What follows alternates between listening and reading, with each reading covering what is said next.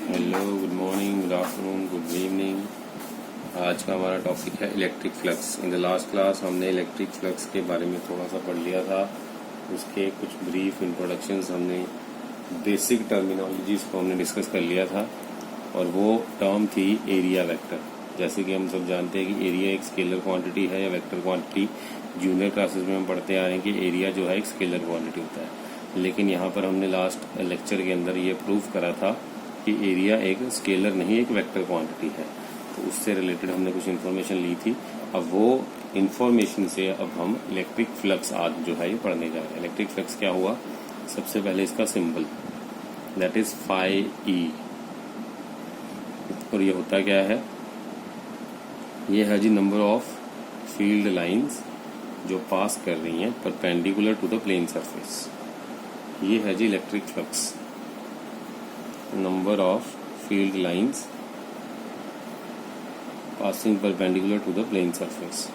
तो ये मान लीजिए मेरे पास एक सरफेस है, इसके परपेंडिकुलर दो फ्लक्स लाइंस जो है इसके परपेंडिकुलर जो है वो पास कर रही हैं।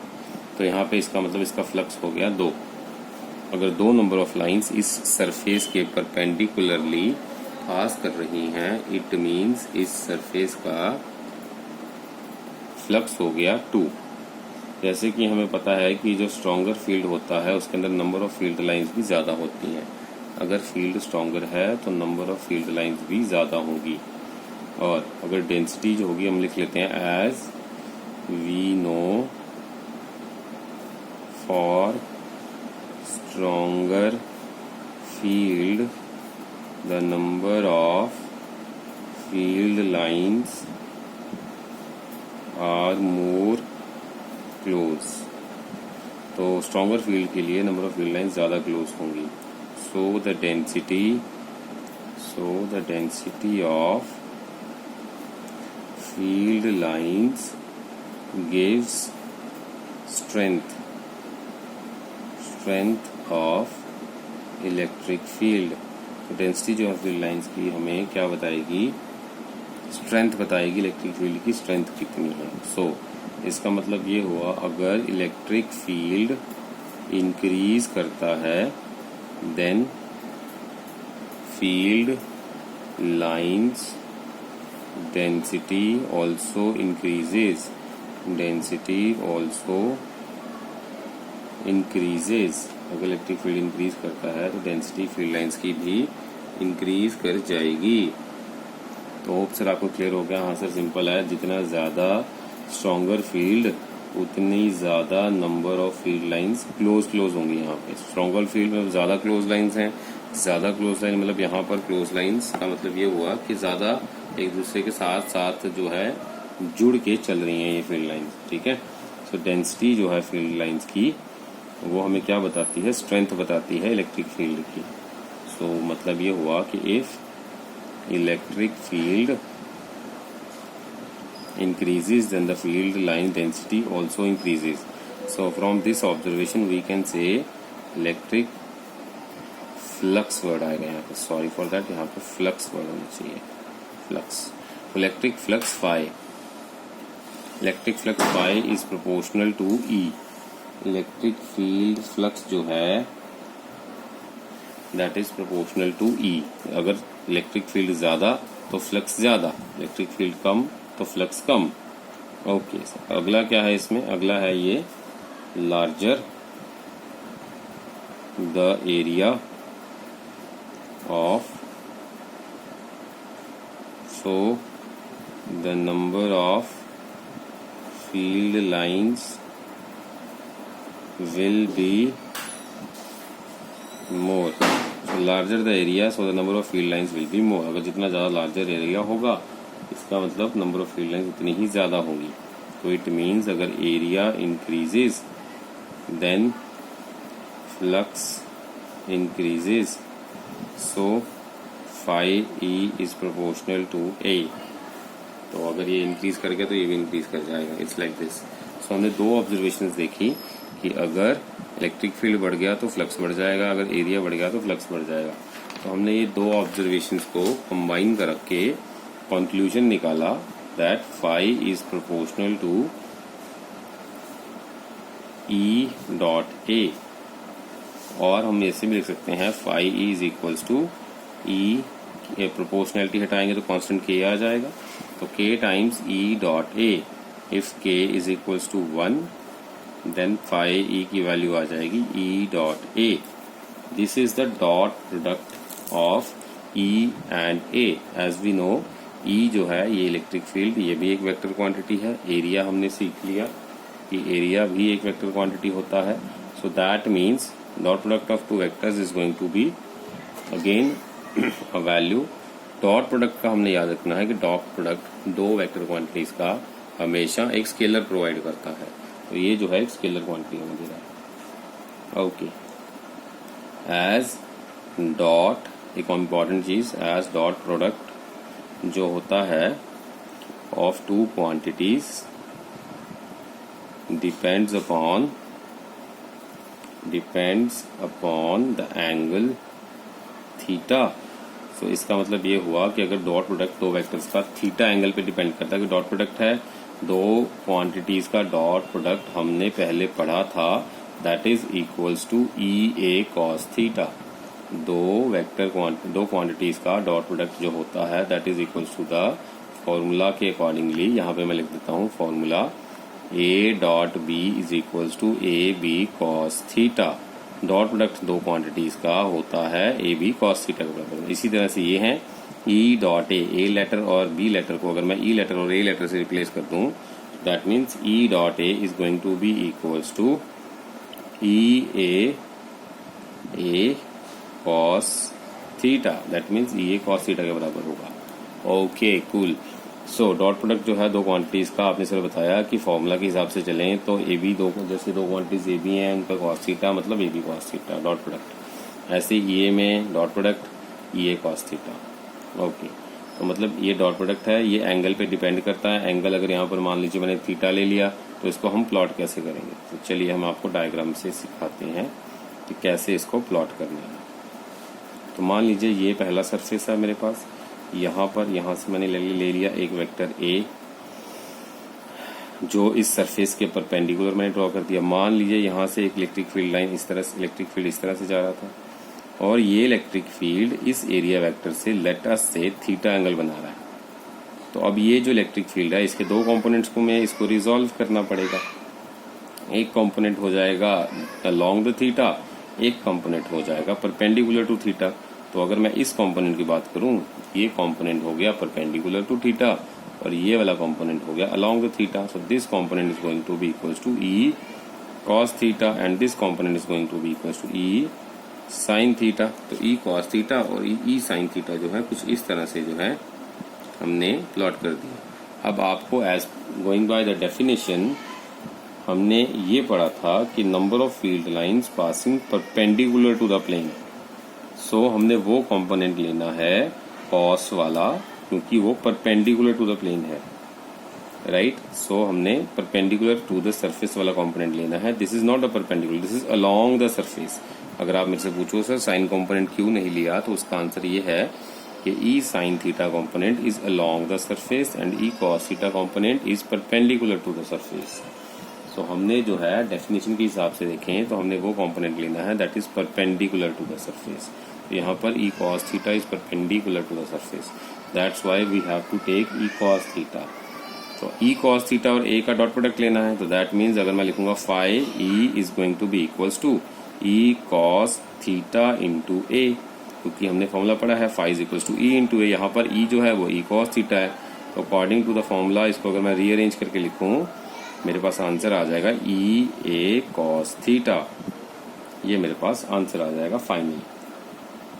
सो होप ये आपको क्लियर हो गया। हाँ सर, आपने ये बताया कि डॉट प्रोडक्ट जो है दो क्वांटिटीज का वो हमने लेना है। अगर थीटा दो क्वांटिटीज के बीच का एंगल है, यहाँ पर थीटा एंगल है, तो हमने एक प्लेन सरफेस बनाया, उसके परपेंडिकुलर उसका एरिया वेक्टर ले लिया, उसके अंदर राउंड मैंने नंबर ऑफ फील्ड लाइंस निकालनी है कि इस एरिया से कितनी निकल सकती हैं।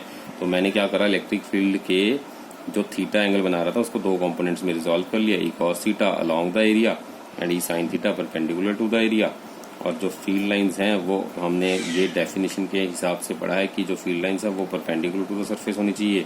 तो यहाँ पे perpendicular to the surface cos component है तो phi is equal to E cos theta into A, तो phi is equal to E A cos theta. तो ये हमारे पास इसका आंसर आ गया। गुड। अब अगर हमसे कोई पूछे कि हमारे पास, वन मोमेंट, ओके, अगर हमसे पूछे what is the unit of electric flux, electric flux का यूनिट बताइए, तो phi E is going to be the unit of flux. तो फाई ई क्या होगा सर हमारे पास? फाई ई हो जाएगा sir unit of E multiplied by unit of A, unit of E multiply unit of A. तो total दोनों को मल्टीप्लाई करो तो फ्लक्स का यूनिट आ जाएगा। अब इलेक्ट्रिक फील्ड का यूनिट क्या होता है? तो इलेक्ट्रिक फील्ड जो होता है, हमने अगर याद करें तो इलेक्ट्रिक फील्ड क्या था? इलेक्ट्रिक फील्ड था फोर्स अपॉन यूनिट एरिया। तो फोर्स का यूनिट न्यूटन, एरिया का यूनिट कूलम, न्यूटन पर कूलम। तो फाई वैल्यू जो आ जाएगी that is newton upon coulomb into area, that is metre square. तो आंसर बन गया न्यूटन मीटर स्क्वायर पर coulombs. That is going to be the value of phi E, that is going to be the value of phi E. तो अगर आपसे कोई पूछे भाई फ्लक्स का आप यूनिट बताओ, ऐसा यूनिट, तो आंसर इज फ्लक्स का ऐसा यूनिट है न्यूटन मीटर स्क्वायर पर कूलम्स। राइट। अब नेक्स्ट, अब हम क्या करेंगे, कुछ क्वेश्चंस प्रैक्टिस करेंगे।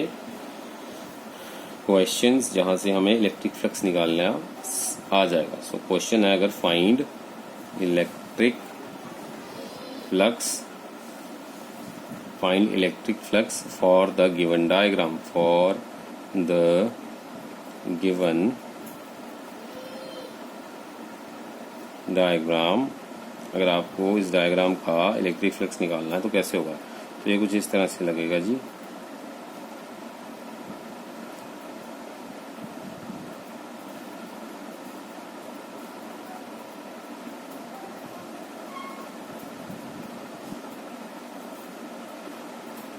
मान लीजिए हमारे पास एक ये है स्क्वायर, इसके अंदर इलेक्ट्रिक फील्ड इस डायरेक्शन में परपेंडिकुलर यहाँ पे दिखा रखा है। तो आपसे पूछ रहे हैं find the electric flux, flux कितना होगा इसके थ्रू। तो फ्लक्स फाई होता है, तो मतलब हमसे फाई पूछ रहे हैं क्वेश्चन मार्क। तो सबसे पहले हम फॉर्मूला लिखेंगे, solution going by the formula phi E is going to be what? Phi E is equals to E A cos theta. अब हमें पहले ई की वैल्यू तो ई ही दे रखी है, एरिया चाहिए और कॉस थीटा की वैल्यू चाहिए। तो सबसे पहले हम निकालेंगे finding area as it is a square, so area of square is equals to a square। Area square का होता है जी a स्क्वायर। ओके, अगर एरिया स्क्वायर का a स्क्वायर है, अब हमने फाइंड करना है थीटा। ओके, अब आपको ये याद होगा कि एरिया वेक्टर जो होता है it is perpendicular to the plane as area vector is perpendicular to the plane। अगर area vector perpendicular to the plane है, so here both E and A are perpendicular to the plane। ई और ए plane के perpendicular है।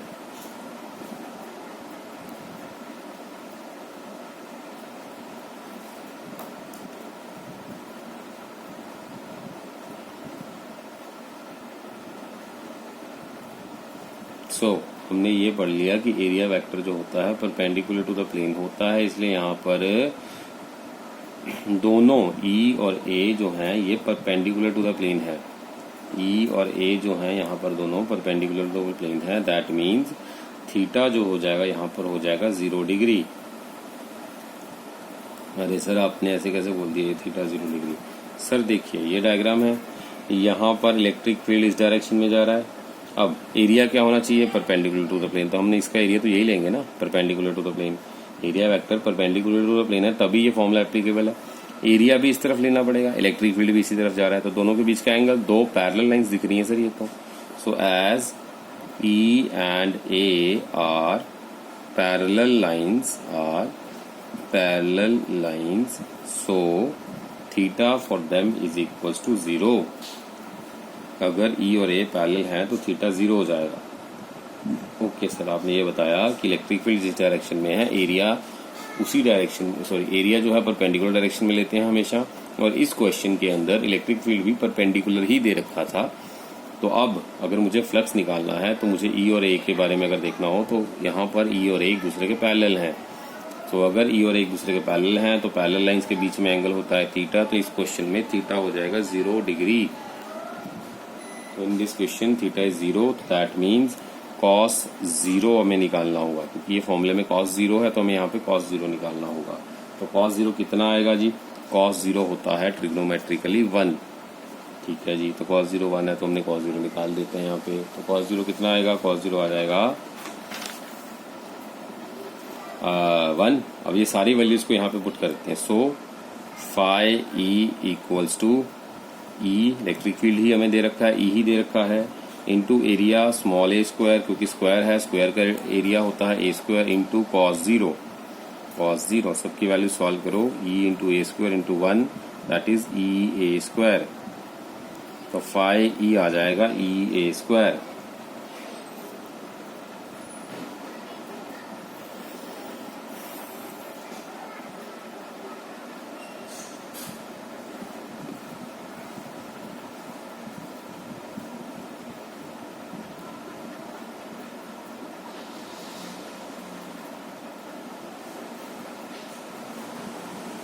अब ये मैंने एक और वायर डायग्राम ड्रॉ कर दिया और हमने ये देख लिया कि इस डायग्राम के अंदर what is the value of flux.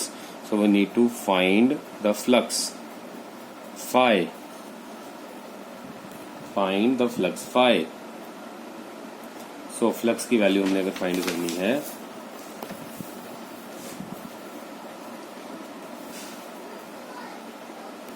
देखिए इस क्वेश्चन में कैसे होगा।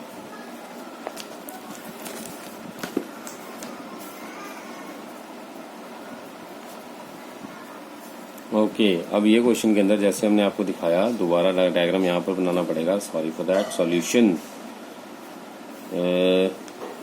क्वेश्चन में हमने एक ऐसे कर लिया, स्क्वायर ले लिया, इस स्क्वायर से इलेक्ट्रिक फील्ड इस तरफ जा रहा है, तो हमसे पूछ रहे हैं what is the value of flux. तो 5 क्वेश्चन मार्क। तो हमें फॉर्मूला फिर से सबसे पहले याद आया, ई डॉट ए होता है हमारा इंटू कॉस थीटा होता है। तो एरिया वेक्टर जो होता है वो perpendicular to the plane of the paper होना चाहिए। जैसे कि ये प्लेन ऑफ द पेपर पे है अगर ये, और इसके इलेक्ट्रिक एरिया वेक्टर जो होगा वो इसके बाहर आउटवर्ड्स, जैसे ये ऐसे, जैसे ये पेन है इस तरह से आउटवर्ड्स, ये ऐसे, तो इससे बाहर की तरफ ऐसे आ रहा होगा area vector. So area vector will be perpendicular to the plane of paper outwards. ठीक है, नॉर्मल आउटवर्ड्स भी बोल सकते हो, आउटवर्ड्स भी बोल सकते हो। तो एरिया वेक्टर बनेगा कुछ इसके पर प्लेन ऑफ पेपर में, इस तरह से बनाऊंगा। अब मैं ऐसे तो दिखा नहीं सकता इसको पेपर पे, तो 2D में तो ऐसे ही दिखाएंगे। तो आप अगर ये देख पा रहे हैं, जैसे कि ये है मेरी फिंगर, तो ये इलेक्ट्रिक फील्ड है। आई होप आपको मेरी ये प्रॉपर दिख रहा है। हाँ, अब सही है। अगर मान लीजिए ये इलेक्ट्रिक फील्ड है, इस तरफ जा रहा है, और ये एरिया वेक्टर है इस तरफ, जैसे मेरा थंब पॉइंट कर रहा है इसकी तरफ, तो थंब ये है, दोनों के बीच का एंगल कितना? तो दोनों के बीच का angle 90।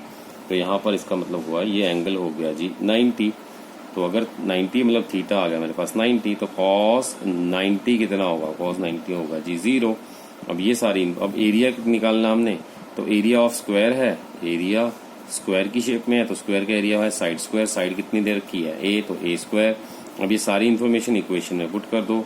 Putting all the information in equation we get phi is equal to, electric field E ही दे रखा है, उसकी जगह ई ही लिखेंगे, मल्टीप्लाइड बाय एरिया कितना दे रखा है A square multiplied by cos कितना दे रखा है 90। सारी वैल्यूज को पुट करो, ई ए स्क्वायर इंटू 0, क्योंकि कॉस 90 0, तो 0 आंसर आ गया।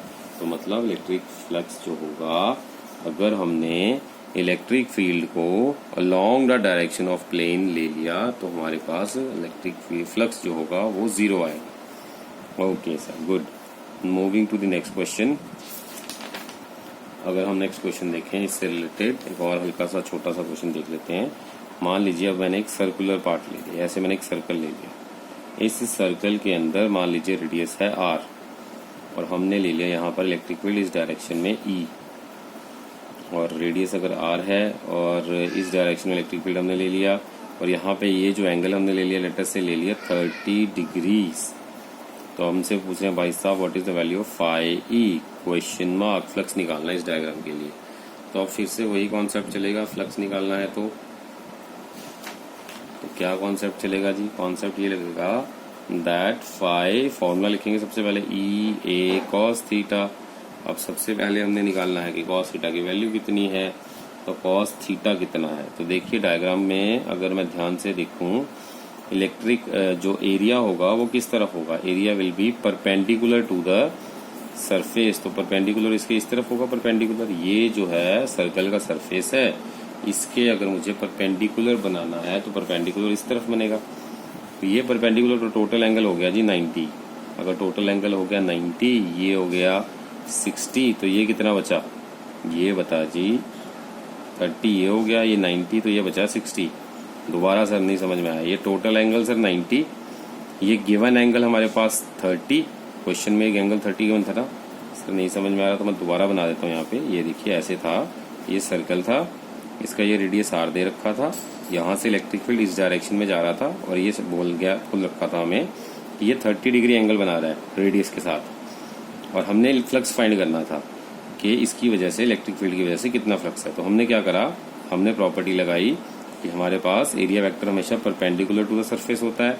इस सरफेस के परपेंडिकुलर मैंने ड्रॉ किया, फिर से वही डायग्राम, अगर इलेक्ट्रिक फील्ड इस तरफ है तो ये एरिया वेक्टर इसके परपेंडिकुलर ऐसे होगा, ये देखो ये इलेक्ट्रिक फील्ड और इसके ये परपेंडिकुलर, लेकिन पेपर पे तो मैं ऐसे ही दिखाऊंगा। अब ये रेडियस के साथ तो 90 टोटल एंगल बना रहा है। अगर ये टोटल एंगल 90 है और ये 30 है तो मतलब 30 प्लस ये angle x is equal to 90, that means 30 plus x is 90 total angle. x निकालना है मुझे, 90 माइनस 30 दैट इज, लिख रहा है यस 30 60 x, तो x कितना आ गया 60। अगर x 60 है तो मतलब ये वाला एंगल जो हुआ ये rest, this is going to be 60। अब हमें ये निकालने की सर जरूरत क्यों पड़ रही है? सर इसलिए निकालना है क्योंकि जो थीटा होता है वो E और A के बीच में होता है, क्योंकि जो थीटा एंगल होता है that is always between E and A। तो theta as theta is between E and A, so as theta is between E and A, so theta is equals to 60 degree. तो यहाँ पर वो theta 30 नहीं लेना, 60 लेना है, बस यही क्वेश्चन का ट्रिक था। अब एरिया लेना हमने सर्कल का, तो एरिया ऑफ सर्कल क्या होता है, अगर रेडियस आ रहा है तो एरिया ऑफ सर्कल होगा जी पाई r स्क्वायर, ठीक है। थीटा 60 तो cos 60 लेंगे हम यहाँ पर, cos 60 कितना आ जाएगा सर, cos 60 होता है 1/2। अब ये सारी वैल्यूज को इस इंफॉर्मेशन में पुट कर देंगे तो फाई कितना आ जाएगा, इलेक्ट्रिक फील्ड E ही दे रखा है, एरिया की वैल्यू हमें दे रखी है सर पाई r square, E into pi r square into 1/2, तो बन गया मेरे पास E पाई r स्क्वायर, पाई r स्क्वायर इंटू E/2। ये फ्लक्स आ गया मेरे पास, टोटल फ्लक्स की वैल्यू आ गई सर मेरे पास E into pi r square by 2। Okay.